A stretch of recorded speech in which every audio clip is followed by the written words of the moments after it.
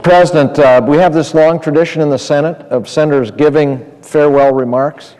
I want to alert colleagues that mine will be especially long, so you might want to go have lunch and then come back. I don't consider this my final speech because I'm still hopeful that we will reach an agreement on a farm bill. The distinguished chair is here. I hope we can reach agreement on averting the fiscal cliff because that's important to the country. So I hope we'll have additional chances to communicate with colleagues and the public before we're done. But this is my farewell remarks, observations on 26 years of service here, and it has been an incredible experience. First thing I want to do is say thank you. Thank you to the people of North Dakota for having confidence in me when I was only 38 years old and sending me to represent them in the United States Senate. I was 38, but I looked about 25, and the people of North Dakota elected me in a stunning upset of a long-established incumbent, and I treasure the confidence that they have had in me. I also want to thank my colleagues for the responsibilities that they've given me, the leadership team, Senator Reid, Senator Schumer, Senator Murray, the confidence that they have had in me. And my staff, I have been so blessed to have people who have been with me in many cases for more than 20 years. My chiefs of staff, Jim Margolis, who has been one of the media gurus in the country now, doing much of the advertising for the president in this last campaign. David Herring, Kent Hall, who died an untimely death, working for me. Sarah Garland, Bob Van Huvelen, Wally Rustad, my legislative director who was with me for more than 20 years, Tom Marr, my executive assistant who's been with me more than 20 years, Jerry Gaginas, who we all fondly call Mom in my office because she cracks the whip and makes sure that the trains run on time. Mary Naylor, my longtime director on the Budget Committee, also has been with me more than 20 years. My deputies there, John Ryder and Joel Friedman, who have done really extraordinary work on behalf of the people of this country. Stu Nagurka, who is going to help me with charts today, who has been my longtime communications director, and so many more. And most of all, to my family, my wife Lucy, who has been my great partner through all of this, was my campaign manager when I first ran for the United States Senate. My daughter Jessie, who in many ways has perhaps sacrificed the most because when you're in this job, you miss birthdays, you miss other important events, but she has been a great daughter. And she was here last night for our farewell party, and we had a lovely time. Our son Ivan and his wife Kendra, who are in Oregon, where they have a small farm called Tipping Tree Farm. We wish they could be here today. Our grandson Carter, who is a proud member of the University of Oregon marching band, the Ducks, and who served as an intern for me, not at government expense, by the way. That was at our expense. And our little dog Dakota, who has become sort of a mascot of the United States Senate. Brian Williams, when he did a show on a day in the life of the Senate, concluded that program by calling Dakota the 101st Senator. And, you know, I think he will be missed perhaps more than I am as I leave the Senate.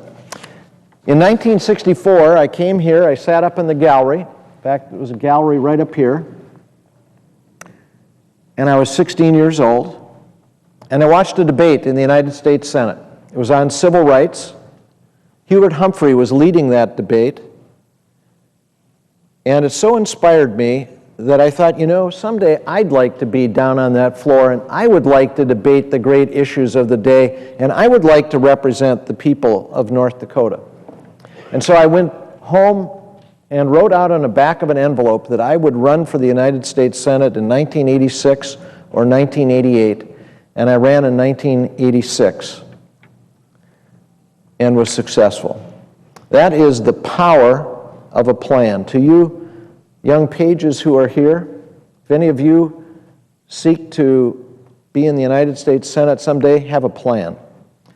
Because there's so many people who sort of drift through life without one. If you have a plan, you will be light years ahead. And in that race, as I indicated, my now wife, Lucy, was my campaign manager. We won what was then believed to be the biggest political upset in the history of our state. And I was proud of that victory and proud to have a chance to represent North Dakota here. I think we all know that our country needs a plan now. And we know that plans have worked before. I was here in 1993 when we had just come off the largest deficit in the history of the United States. The country was in doldrums. The economy was just plugging along, not doing very well, just had a weak recovery from a deep recession. And we passed a plan to get the country back on track. We did it the old-fashioned way. We made tough decisions, some that were unpopular, but it was the right thing to do, and it worked. We balanced the budget. We had the longest period of uninterrupted economic growth in the nation's history. 23 million jobs were created, and we were actually paying down the debt of the United States at the end of the Clinton administration.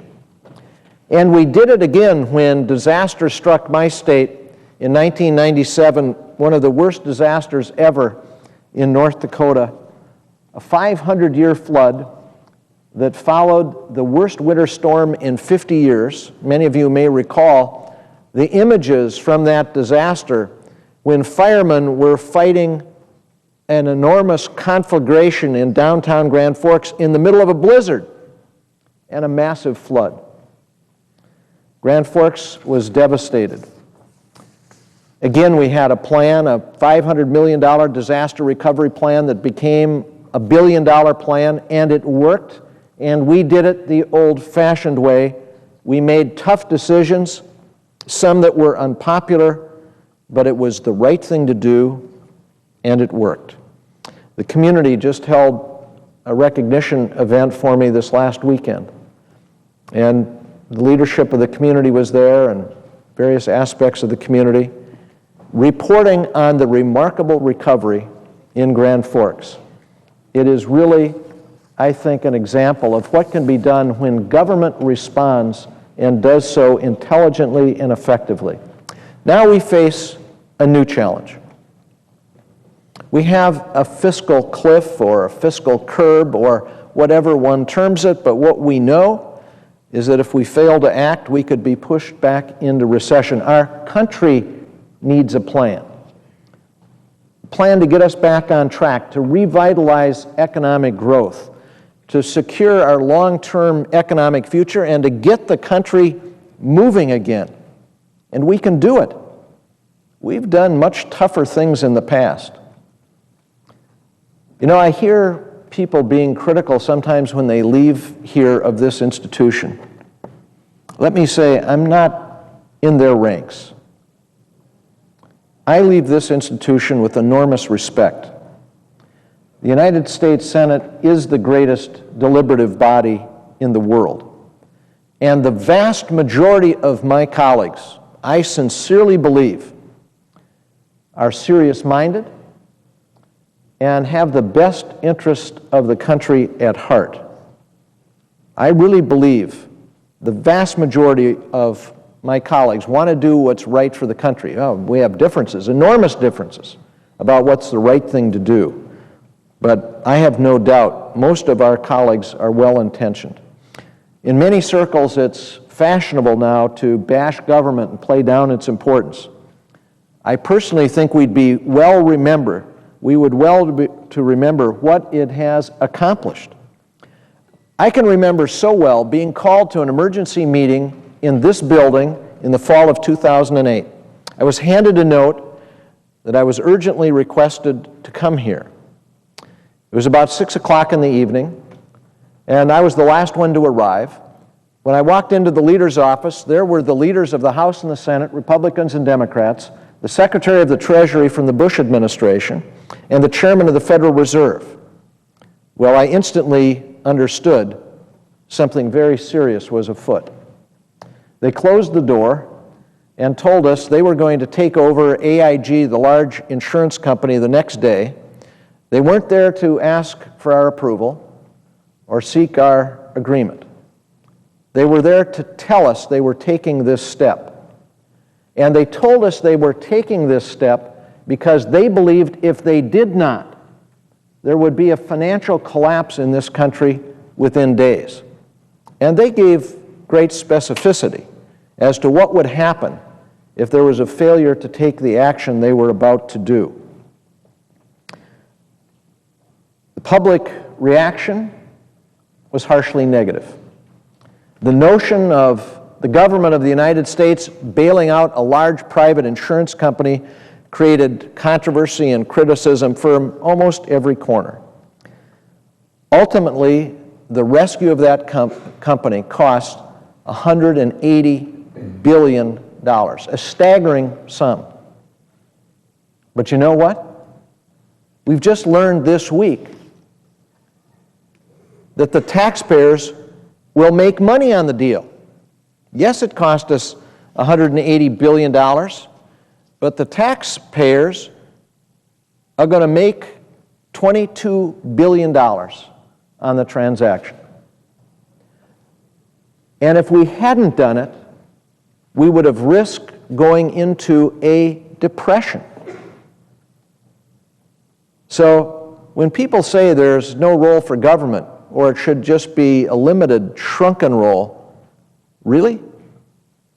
Would we have wanted to stand by and risk this country going into another Great Depression?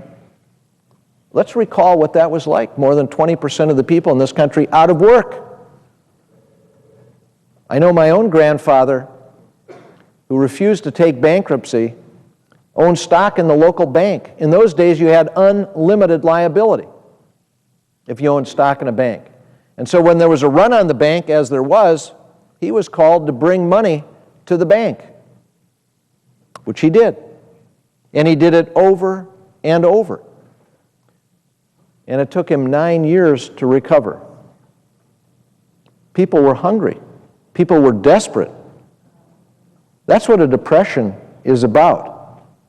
So when I reflect back to those decisions, I believe they were the right decisions to make. And it's not just my view. That's the view of two of the most distinguished economists in this country. Mark Zandi, who was a key economic advisor to Senator John McCain in his presidential race, and Alan Blinder, the former deputy chairman of the Federal Reserve. Here's what they say: without that federal response, we would have had 8 million fewer jobs and 16% level of unemployment in this country, and we would have been in the second Great Depression. They call it Depression 2.0. So, Mr. President, let's remember where we were when President Obama came to office. The nation was facing the worst economic catastrophe since the Great Depression. In the fourth quarter of 2008, the economy shrunk at a rate of almost 9%. Now, after the federal actions, positive economic growth returned in the third quarter of 2009, and we've now had 13 consecutive quarters of economic growth. Now, we've come a long way. This is a remarkable turnaround in a very short time measured against previous financial crises. In fact, there's been an academic study just completed that suggests typically it takes 8 to 10 years to recover from a financial crisis. So the recovery here, while not everything we would have hoped, is a dramatic turnaround. At the same time, our constituents know, and we know, that the price has been high. We know that we are currently borrowing 31 cents of every dollar that we spend. That's somewhat of an improvement because we were borrowing 40 cents of every dollar that we spend. So this is an improvement, but we got a long way to go. And the public understands that we face both a spending and a revenue problem. Spending is near a 60-year high, as this chart shows. The red line is the spending line, the green line is the revenue line. But for those who say it's just a spending problem, I don't think the facts bear that out, because the revenue is near a 60-year low. I think most logical people would say you got to work both sides of this equation. And when we look at our debt, we see that our gross debt has now surpassed 100% of our gross domestic product. There was a landmark work done just a couple of years ago by Rogoff and Reinhardt. They looked at 200 years of economic history. And they concluded that once your debt exceeds 90% of your GDP, your future economic prospects are reduced, and reduced quite significantly. Future economic growth reduced by 25 to 33%. So this is not just numbers on a page. This is a question of future economic opportunity.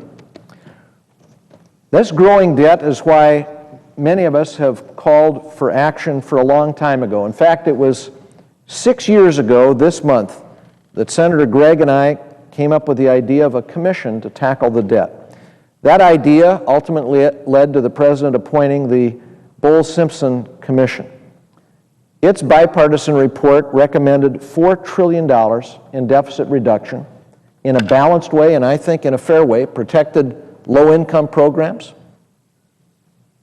It actually improved the progressivity of the tax system quite significantly, and it was balanced between revenue and spending. Other bipartisan groups have concluded the same thing, that we need spending restraint and we need revenue. So there's a critical role for government here. We've seen it in the past, we'll find it in the future, but I think we also have to acknowledge there are problems here. There are problems in this chamber. As proud as I am of this institution, and I will forever be, I have detected over the 26 years I've been here a change. And it's happened kind of gradually, but it's clearly happened. We spend now too much of our time seeking partisan advantage. And it happens on both sides. And it's all understandable. I understand it. I'm not being critical of individuals. We spend too little time trying to solve problems. We spend too little time in our caucuses, in our meetings, focused on how to solve the problems facing the country. I deeply believe that this observation is true. And I believe we can do better than this. The institutions of our government have a proud history. The genius of our founding fathers can be found in every part of our history. Whether it was conquering the last Great Depression or winning World War I and World War II, or launching a man into space, or conquering dreaded diseases, over and over our country is organized to better the plight of mankind. We need that same kind of focus and effort now to address our challenges. I'm confident that we can do this, but it's not enough to be confident. It's not enough to be hopeful. It requires a plan. And I'd like to take just the next few minutes to lay out my belief of what that plan should include. Mr. President, much of what I will talk about reflects the work of the Bowles-Simpson Commission, the group of 6 that I've been a part of, the group of 8. But it starts by looking at what both sides have laid down. The Republicans have laid down a spending cut plan. The President has laid down a revenue plan. My own belief is we should take them both. We should take what the Republicans have proposed on spending with some modest modifications, which I'll discuss, and we should take the President's plan on revenue. The President laid down a plan that said we ought to raise $1.6 trillion over the next 10 years. Boy, that sounds like an awful lot of money, doesn't it? $1.6 trillion. Not billion, not million, trillion. And people will be quick to say, oh my God, that's the biggest tax increase in the history of mankind. Terrible, we can't do that. Well, you know, we need to put it in perspective. First thing we should recognize, this will take us to a revenue that is 19.9% of our GDP. The last 5 times we balanced the budget in this country, going back to 1969, we've been at 19.7, 19.9, 19.8, 20.6, 19.5. Does 19.9 kind of fit in there? These are the only times we've balanced the budget going back to 1969. And to put it in even more perspective, how much revenue are we going to raise over the next 10 years without any change? Well, here's the number. $37.4 trillion. Nobody ever puts these things in perspective, these big numbers, in relationship to what? 1.6 trillion is in relationship to $37.4 trillion. As a percentage, that is an increase of 4.3%. My goodness, we can't increase the revenue by 4.3% in this country over the next 10 years? Of course we can. Of course we can. Especially if it means we get our house in order and put the country on a firmer fiscal footing. And, you know, it doesn't just matter how much money you raise, it also matters how you raise it. We have got a tax code now that I can't defend. I can't defend. I took a study that was done by a man named Martin Sullivan last year. And he did a very interesting thing. He looked at one building on Park Avenue in New York. And he was able to do it because they happened to have the statistics that isolate that one building. You know what he found? That the average income in that building was $1,167,000 for the year. $1,167,000. The average tax rate of the people in that building was 14.7%. The janitor in that building had an income of $33,000, and he paid a tax rate of 24.9%. Is this fair?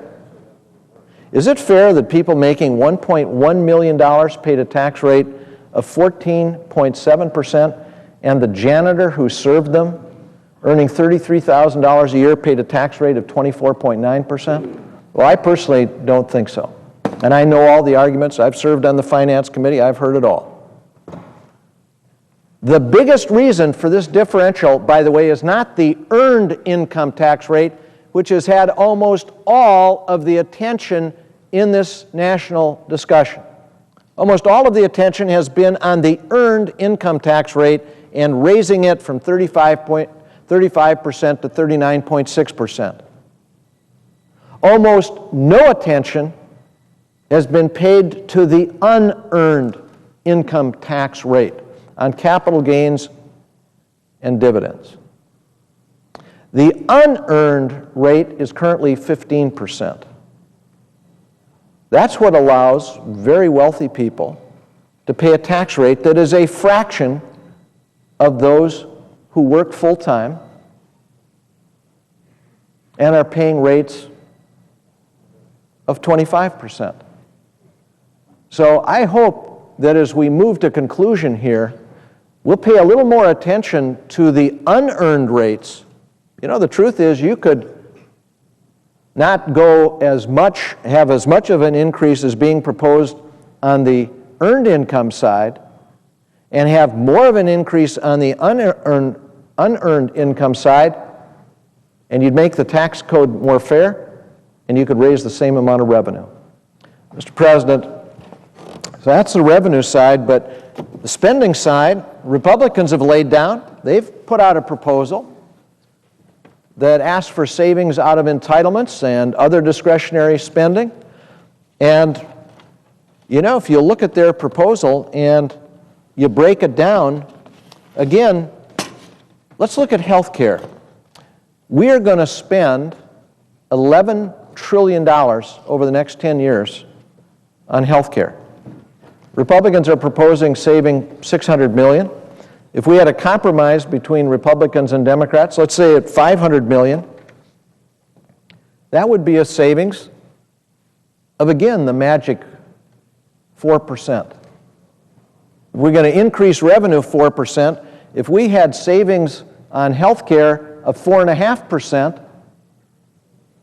we would save $500 billion. I mean, I've just had conversations with colleagues who've told me, well, you can't possibly save $500 billion out of health care. Just like people say, well, you can't possibly increase revenue $1.6 trillion. Really? We can't save $500 billion out of a pot of money where we're going to spend $11 trillion? I don't think that's true. I think we can save $500 billion. And I tell you, there's somebody sitting on this floor that's got a pretty good idea how to do it. Senator Sheldon Whitehouse has said to us over and over and over, we are spending more than any other country in the world as a share of our national income on health care. We're spending 18% of our GDP on health care. No other country spends more than 11.5%. And the best minds in the country have told us we're wasting hundreds of billions of dollars in health care that don't improve health care outcomes at all. And if we would save money in overall health care, 40% of that savings would flow through to the federal government. Senator Whitehouse is right about this. We ought to focus like a laser on where the waste is. You don't need to increase the eligibility age for Medicare. You absolutely do not have to do it to save $500 billion. But what it would do, if you save $500 billion, is it would keep the growth in health care spending about equal to the growth in the overall economy. That would stabilize the growth of health care spending. That would be a huge contribution to the economic competitive position of the United States. Now, Mr. President, the Republicans have also said, hey, let's save $300 billion on domestic discretionary savings. Now, I'd be the first to say we've already had lots of savings on the discretionary accounts. We've saved over $1 trillion in the discretionary accounts. But they say, okay, let's save another $300 billion. I think we should say, we'll do it if you go with us on the revenue. We'll do it. Because that represents savings of 2.6% of the $11.6 trillion we're going to spend in the discretionary accounts over the next 10 years. Now, I think, we've kind of gotten into a situation here where we use numbers that are absolutely big numbers, but we don't put them in perspective. We can't save 2.6% out of the discretionary accounts? Well, I believe we can. I absolutely believe we can. I believe we can save more out of defense. And I've been somebody, I've supported every penny. I didn't vote for going to war in Iraq, thought that was a huge mistake. But I've supported every dollar of spending for our troops in the field. And I can tell you, as a Budget Committee chairman, we can save more money in defense. And there are lots of Republicans who know we can do it too. Mr. President, other mandatory, that's another category. The Republicans said save $300 billion there. I think they're $100 billion too high because we've already saved over $100 billion out of other mandatory spending in the budget deal we did last year. So let's save $200 billion. That would represent, again, 4% of what we are projected to spend over the next 10 years in other mandatory spending. $5.1 trillion is what we're programmed to spend. $200 billion of savings there would represent 4%. Again, I've had colleagues tell me, well, we can't possibly save $200 billion. I've had some staff people tell me we can't save $200 billion. So I say, okay, how much are we going to spend? How much are we going to spend? That $200 billion represents 4% of what we're going to spend. We can't save 4%? Yes, we can. Yes, we can. You know, I was elected on the slogan in 1986 of "Yes, we can." And somebody else used that slogan a few years later. President Obama used that slogan, "Yes, we can." Called me up. He said, "Do I owe you royalties?" I said, "No, I'm glad you're using it." But yes, we can. We need more of a yes, we can attitude around here. So when I rack it all up and I look at what we've already done, we've saved $1 trillion in the Budget Control Act of last year. And here's other mandatory savings. I just talked about $129 billion that we've already done. $900 billion of other discretionary savings already done. So we put that in the bank. We use that as the base. And you put it all together, and here's what you've got. Save another $200 billion on defense. Have revenue of $1.6 trillion, which is the president's proposal. Have $100 billion of non-defense. That gets you the $300 billion the Republicans have asked for. On health care, you do $500 billion. That's close to what they've asked for. $100 billion less. Other mandatory, $200 billion. That's close to what they asked for. The $100 billion difference reflects what we've already done. Interest savings, because you're spending less and you have more revenue, you save interest, $400 billion. That gives you a total of spending cuts of $1.4 trillion. You add in what's already been done, $1.05 trillion, and you've got a total of $2.45 trillion. You add that to the $1.6 trillion of revenue, and you've got $4.05 trillion of savings. And then I personally would extend the payroll tax holiday, because CBO tells us on the tax side that's the biggest bang for the buck in giving lift to the economy. Costs you $200 billion for a net deficit reduction of $3.85 trillion. For those who are wondering, well, what happens to AMT and what happens to the doc fix, we have those in the baseline, so they're covered in this proposal. You can correct the alternative minimum tax, you can eliminate the doc fix, be done with them. Mr. President, this magnitude of package is precisely what was called for in the Fiscal Commission. In the Moment of Truth report, this is what they called for. I think they were right to call for it. I was proud to be part of that effort. I believe this is precisely what we need to do now. So that's the plan. Now we need action. We should do it the old-fashioned way. We should make tough decisions, even some that will be unpopular. But it will be the right thing to do, and it will work. It'll stabilize our debt and begin to bring it down. It will provide certainty to our economy.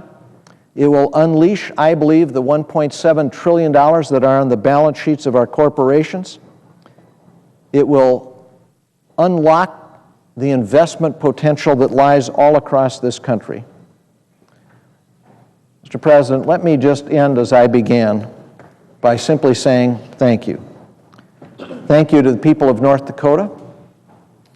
Thank you to my colleagues. Thank you to my staff. And most of all, thanks to my family. To my wife, Lucy, to my daughter, Jessie, to our son, Ivan, and his wife, Kendra, and to our grandson, Carter. And to all my family members, my cousins, who have been with me in every campaign, I will never forget your support and your help, and I will always consider serving here the honor of my life. I also want to thank my colleague, Senator Hoeven, who in the 2 years that he and I have overlapped has been a good colleague. I've enjoyed working with him very much. I just close by noting, because many of you know I'm sort of a numbers guy, that I started these remarks in the 12th hour of the 12th day of the 12th month of 2012. I'm sure numerologists will make much of those relationships. I began this speech on the 12th hour in the 12th day of the 12th month of 2012. And I leave here forever grateful for the opportunity to serve. Thank you.